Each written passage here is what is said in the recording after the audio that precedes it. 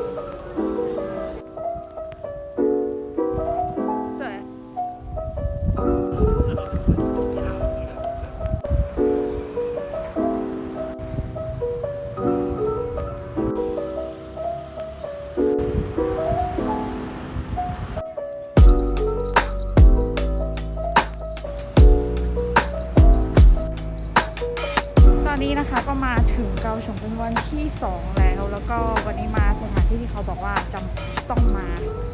มีพวกงานอาร์ตงานศิลปะเยอะมาก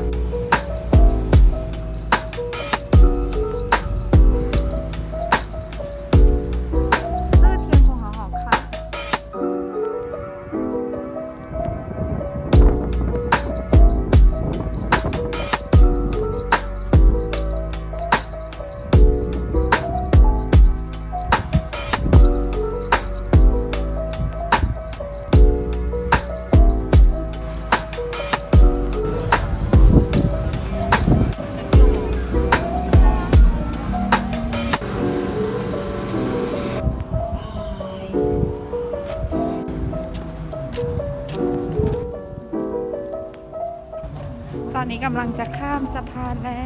ว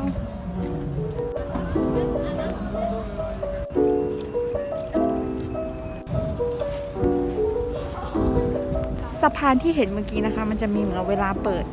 เพราะว่ามันมีการเปิดปิดสะพานเพื่อให้เรือยอชต์ผ่านนะคะเรือใหญ่ผ่านเพราะฉะนั้นต้องมาเวลาที่สะพานเชื่อมกันนะคะเพราะวันนี้เป็นวันอาทิตย์แล้วก็ตรงกับเวลาที่เรามาที่นี่พอดีก็เลยได้ข้ามมา